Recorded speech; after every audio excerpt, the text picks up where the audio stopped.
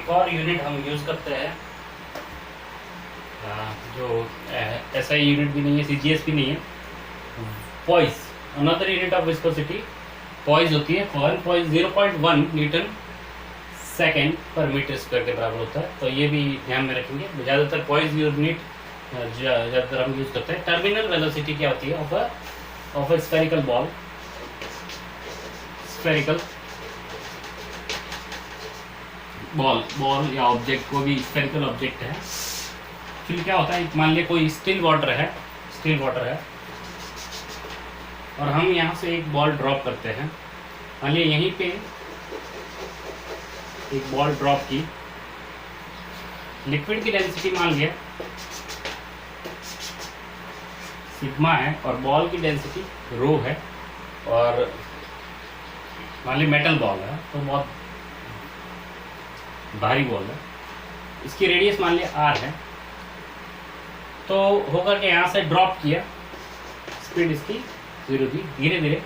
तो इस पर फोर्सेस कौन से एक्ट करेंगे, इसका वेट mg नीचे की तरफ एक्ट करेगा, बॉयंसी फोर्स ऊपर की तरफ एक्ट करेगा, और विस्कस फोर्स एक्ट करेगा। विस्कस फोर्स क्यों एक्ट करेगा, क्योंकि ये जो लिक्विड है ये अपने लेयर्स की वजह से, अपने ये बहुत सारे लेयर्स से मिलकर बना है, तो ये उसको अपोज करता है, इसकी वेलोसिटी को अपोज करता है। तो और इसकी जो विस्कस फोर्स होता है इस केस में, वो उसकी एक फिक्स वैल्यू होती है जो स्पीड के साथ बढ़ता जाता है। विस्कस फोर्स स्पीड के साथ बढ़ता जाता है, और इस विस्कस फोर्स की वैल्यू होती है F = 6 pi eta R × V। F is directly proportional to speed. जितनी ज़्यादा इसकी स्पीड बढ़ेगी, अभी क्या होगा, इसको छोड़ दिया तो इसकी स्पीड बढ़ती रहेगी, तो विस्कस फोर्स भी बढ़ता रहेगा। इसको छोड़ा, इसकी स्पीड बढ़ रही है, विस्कस फोर्स ऑपोजिट डायरेक्शन में बढ़ रहा है, इसका मतलब अब क्या होगा, डी एक्सलेट करना चालू करेगी। तो उसी से एक फिक्स वैल्यू होती है विस्कस फोर्स, जो एक स्फेरिकल बॉल पे लगता है जिसकी रेडियस r है, उसका वैल्यू होता है 6 pi eta R × V। V इसकी स्पीड है, ईटा उसकी विस्कोसिटी है लिक्विड की, और R क्या है, R उस बॉल की रेडियस है। होगा क्या, अभी हमने इसको, ये थोड़ी देर बाद में नीचे जा रही है और इसकी स्पीड, इसका W = mg, viscous force Fb, और बॉयंसी फोर्स भी ऊपर लगेगा Fb। ये विस्कस फोर्स है, बॉयंसी फोर्स भी ऊपर लगेगा। बॉयंसी फोर्स अगर ये पूरा मेजर्ड है तो एक फिक्स कांस्टेंट वैल्यू होगी mg की फिक्स वैल्यू है, और इसकी स्पीड mg पहले ज़्यादा है, ये Fb कम, Fb एक फिक्स वैल्यू है, mg भी फिक्स वैल्यू। लेकिन अगर मैं कहूँ mg ज़्यादा है Fb से, तो क्या होगा, ये नीचे जाता रहेगा। और इनिशियली विस्कस फोर्स 0 था, क्योंकि उसको ड्रॉप किया, स्पीड कितनी थी 0, तो इनिशियली विस्कस फोर्स 0 था। अब क्या हो रहेगा, ये नीचे जाता रहेगा, तो इसकी स्पीड बढ़ती रहेगी, क्योंकि W mg Fb से ज़्यादा है। Fb से ज़्यादा होने की वजह से इसकी स्पीड बढ़ेगी और एक्सलेट होगी, और इसकी वजह से ये विस्कस फोर्स भी बढ़ेगा। विस्कस फोर्स की वैल्यू कितनी है, V के डायरेक्टली प्रोपोर्शनल है, तो स्पीड बढ़ेगी तो ये भी बढ़ेगा। तो धीरे धीरे क्या होगा, पीछे की तरफ ज़्यादा फोर्स लगने लग जाएगा, और अल्टीमेटली एक टाइम पे क्या होगा, ये वाली वैल्यू mg की वैल्यू इन दोनों के सम के बराबर हो जाएगी। तो तब क्या होगा, तब ना तो एक्सलेट करेगी ना डी एक्सलेट करेगी, और एक वेलोसिटी, कांस्टेंट वेलोसिटी वो अचीव कर लेगी बॉल, उसको हम बोलते हैं टर्मिनल वेलोसिटी। तो एक बॉल को हमने ड्रॉप किया, उसकी स्पीड बढ़ रही है, उसकी वजह से विस्कस फोर्स बढ़ रहा है, mg कांस्टेंट है, फोर्स ऑफ बॉयंसी कांस्टेंट है, उसकी स्पीड बढ़ रही है, उसकी वजह से विस्कस फोर्स बढ़ेगा। ऑपोजिट डायरेक्शन में विस्कस फोर्स बढ़ने की वजह से क्या होगा, उसको अपोजिशन ज़्यादा मिलेगा, मतलब रिटार्ड होना चालू करेगा, और मतलब अल्टीमेटली क्या होगा, एक पर्टिकुलर टाइम पे mg और Fb और Fb का सम, Fb का सम mg के बराबर होगा। उसके बाद में फोर्स, नेट फोर्स 0 हो गया, तो क्या होगा, एक पर्टिकुलर कांस्टेंट वेलोसिटी के साथ जाएगा, जिसको हम बोलते हैं terminal velocity of a spherical ball, जो भी स्फेरिकल ऑब्जेक्ट है। तो इसको इतना नोट करेंगे, मैं आगे लिखता हूँ उसका क्या वैल्यू आएगा, वो कैसे हम लिखेंगे इसको।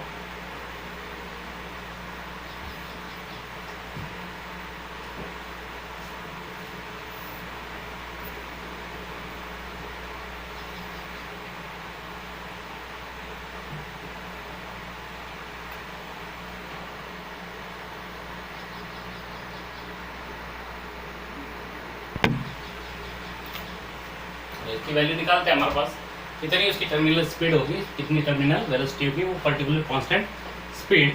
तो हमारे पास एक पर्टिकुलर स्पीड पे, टर्मिनल स्पीड पे एफ बी और एफ बी का सम एम जी के बराबर होगा F B velocity of volume of solid into rho of liquid into G plus इसकी value 6 pi eta R into V, मान लिया उसकी टर्मिनल स्पीड वी नॉट है।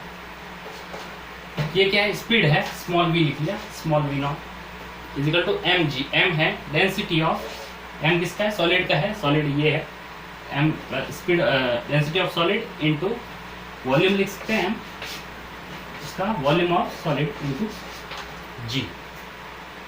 यहाँ से वॉल्यूम ऑफ सॉलिड पूरी बॉडी है तो 4/3 pi R cube into density of liquid को हमने लिया rho into G plus 6 pi eta R V not is equal to density of solid, density of solid हमने लिया रो, डेंसिटी ऑफ हम liquid हमने लिया था कितनी, डेंसिटी ऑफ लिक्विड हमने कितना लिया था, डेंसिटी ऑफ सॉलिड हमने रो लिया, volume of solid 4/3 pi R cube into G. इसके बाद आगे का एक्सप्रेशन लिखता हूँ, आप ये नोट करेंगे।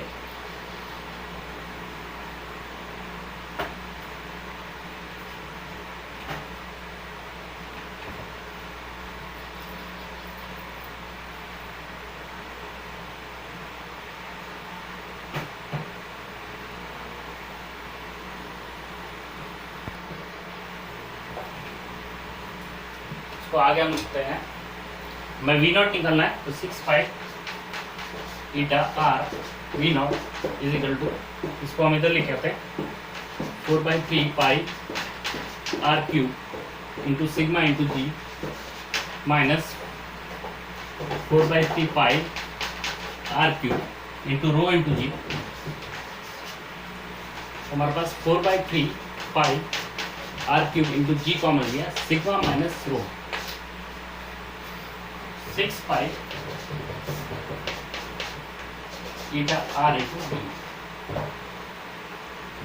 इसको इधर भेज देते हैं, वी नॉट हमारे पास आएगा 4 pi R cube G sigma minus rho divide by 3 already है, और ये 6 pi eta R, eta R से आर कैंसिल, पाई से पाई कैंसिल, 2 बचेगा 2/9 R square ji sigma minus by, ये 9 है ईटा। ये जो एक्सप्रेशन आया है इसको हम नोट करेंगे, 2 ये 2 बचेगा 2/9 3 इंटू 3 9 पाई से पाई कैंसिल, ईटा आर से आर कैंसिल, आर स्क्वायर जी सिग्मा माइनस रो, इसको हम नोट करेंगे।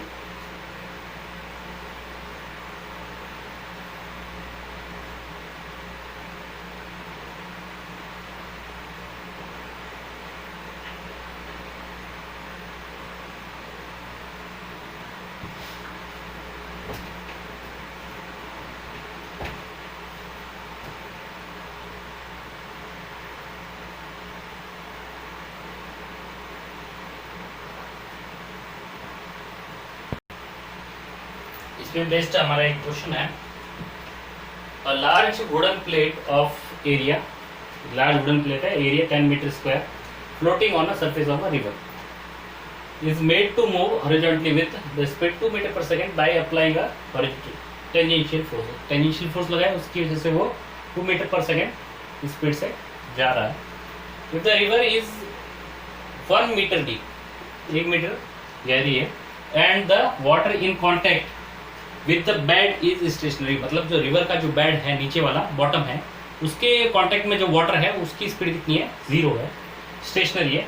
Find the tangential force needed to keep the plate moving, उस कांस्टेंट स्पीड के साथ मूव कराने के लिए कितना फोर्स रिक्वायर्ड होगा, जितना विस्कस फोर्स लगेगा उतना अगर फोर्स लगाए तो वो कांस्टेंट स्पीड के साथ मूव करती रहेगी। Coefficient of viscosity coefficient of viscosity of water is 10⁻⁻² poise, इतना पॉइज का कोफिशिएंट ऑफ विस्कोसिटी है। तो इस क्वेश्चन को नोट करेंगे, इसका सॉल्यूशन करते हैं।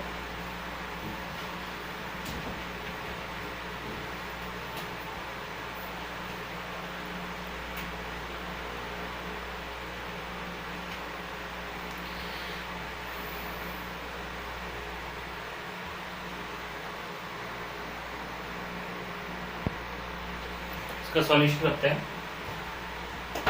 हमें पता है विस्कस फोर्स लगता है eta into A dv by dy ये वेलोसिटी ग्रेडियंट है। ये नीचे वाला बेड वेलोसिटी उसका कितना है, 0 है। तो इसकी पर्टिकुलर वेलोसिटी भी हमें गिवन है कि कितनी वेलोसिटी चाहिए, तो वो हमें गिवन है क्वेश्चन में मैं लिख देता हूँ। उसकी स्पीड जो दे रखी है वो 2 मीटर पर सेकेंड, इसकी स्पीड 2 मीटर पर सेकेंड चाहिए, और इसकी जो डेप्थ है वो d है 1 मीटर की गहराई पे है। तो हमारे पास dv बाई dy की वैल्यू आ गई। डेल्टा v, यहाँ से यहाँ तक जाने में डेल्टा v कितना चाहिए हुआ 2 - 0, और कितना ऊपर गए 1 ऊपर गए, तो हमारे पास कितना आ गया 2। ओके, फोर्स कितना नीडेड होगा, जितना विस्कस फोर्स नीडेड होगा उतना फोर्स लगेंगे।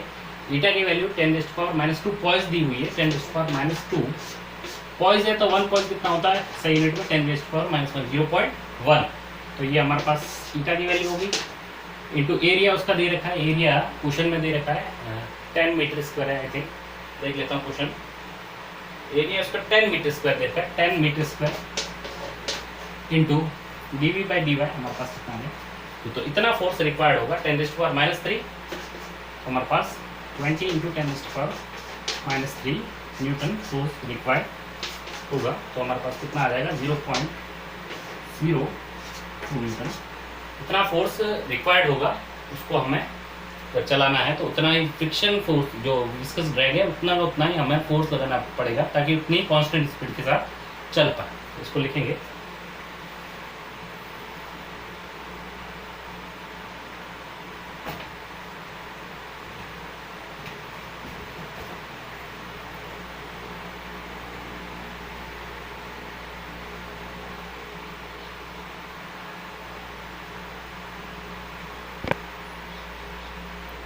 हमारा नेक्स्ट क्वेश्चन है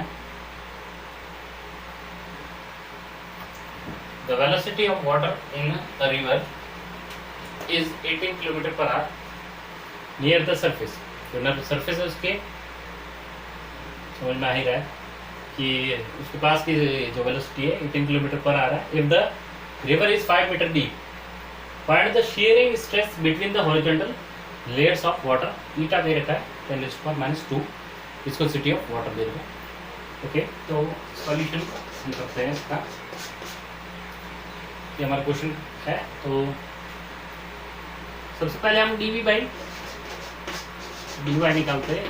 मान लेते हैं कि वो जो वेलोसिटी ऑफ बेड तो 0 है, उसके बॉटम का जो रिवर है उसके बॉटम का जो लेयर है उसकी वेलोसिटी कितनी है 0 है। तो हमारे पास कितना हो जाएगा, ये 18 km/h है, तो 5/18 × 5/18 मीटर पर सेकंड में चेंज किया। नीचे वाले का लेयर का 0, और कितनी डीप है डी बाई कितना हो गया हमारे पास 5। हमारे पास 5/5 तो 1 जो भी इसकी यूनिट है metre per second divide by metre per second, इसकी जो यूनिट है dv बाई dy आ गया। हमारे पास जो फोर्स है वो हमारे पास ईटा a into dv by dy है। हमें पूछा है शियरिंग स्ट्रेस। ये जो फोर्स लगता है ये टेंजेंशियल फोर्स है, और शियर स्ट्रेस होता है tangential force divide by area. जो एरिया पर्टिकुलर लेयर का है उस पर जो टेंजेंशियल फोर्स लगता है, F टेंजेंशियल यहाँ कौन सा dv होगा, और ये जो एरिया है इसका a दे रखा है। तो हमारे पास शियरिंग स्ट्रेस क्या होगा, शियर स्ट्रेस या शियरिंग स्ट्रेस जो भी है F टेंजेंशियल डिवाइड बाय उसका एरिया। F टेंजेंशियल यहाँ पर कौन सा है, ये viscous force divide by area layer का कितना है F/A। हमारे पास eta into dv by dy आएगा, eta into dv by dy आएगा। तो हम इसको कैलकुलेट कर लेंगे, सिंपल सा हमारा आंसर आएगा। ईटा दे रखा 10⁻⁻2, पॉइज है तो उसको चेंज करेंगे 10⁻⁻2 इंटू 1 पॉइंट होता है 10 रेस्ट पर माइनस 0.1 या 10 रेस्ट पर माइनस 1 ऐसा unit into d by d y कितना आ गया 1 आ गया।